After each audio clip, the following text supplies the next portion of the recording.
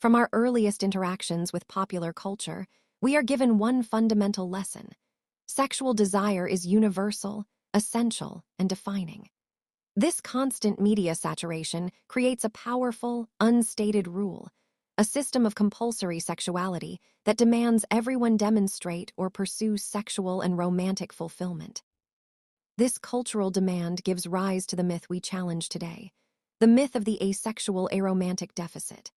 This is the false belief that asexuality, the lack of sexual attraction, or aromanticism, the lack of romantic attraction, is not a valid orientation, but rather a flaw, a psychological malfunction, or a hormonal imbalance that needs fixing. The myth persists because it bolsters social control, ensuring that human connection fits neatly into reproductive, family-based structures. By pathologizing non-desire, society maintains its illusion that sexual attraction is the required ideal, effectively marginalizing millions who do not conform. The myth of the asexual aromantic deficit persists by reinforcing compulsive sexuality. However, its harmful enforcement is disproportionately amplified by the intersecting forces of race and socioeconomic class, which mandate that marginalized bodies must be either excessively sexualized or reproductively available to the state. To understand the compulsion, we must first recognize the underlying privilege. Trans feminist theorist Julia Serrano, in her Blind Spots, on subconscious sex and gender entitlement, explores the roots of bias by noting that many people hold an unearned sense of entitlement toward others' sexual and gender identities. This attitude fuels the pervasive cultural curiosity and doubt directed toward asexual identities. Furthermore, the compulsory nature of sexuality is rigidly enforced by gender norms. Poet Carlos Andrés Gómez, in his piece Guy Club, powerfully illustrates the rigid expectations of masculinity, where he shows how sexual aggression and performance are necessary for boys and men to avoid social exclusion. Asexuality, particularly for men, directly defies this required hypersexual performance, functioning as a powerful mechanism to punish nonconformity. The economic consequences of this myth are most severe at the intersection of sexuality and class. Law scholar Elizabeth Emens, in her article Compulsory Sexuality, argues that our legal system privileges sexual activity and partnership through numerous economic and social mechanisms. She demonstrates that our sexual law is predicated on the assumption that sex is fundamentally important, making non-sexual lives financially precarious. For working class and impoverished individuals, this creates a profound material barrier. Key benefits, like affordable health insurance, survivor benefits, or family tax breaks, are overwhelmingly tied to marriage or registered romantic sexual partnerships. Rejecting this path is not merely a lifestyle choice, it means losing vital financial security. The economic mandate is clear. Follow the expected path of partnership or face precarity.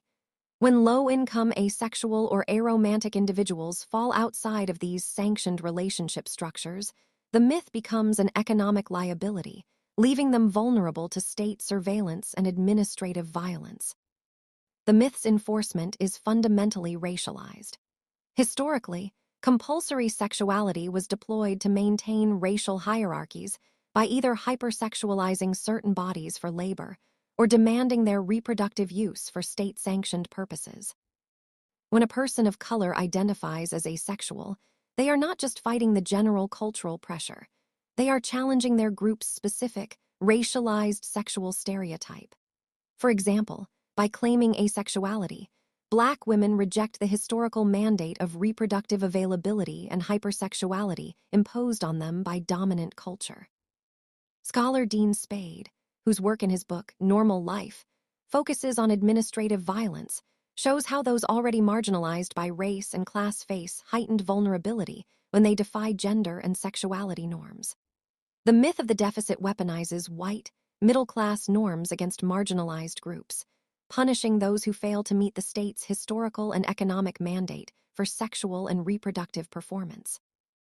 A common counterargument is that the asexual deficit myth is being overcome by modern, sex-positive movements.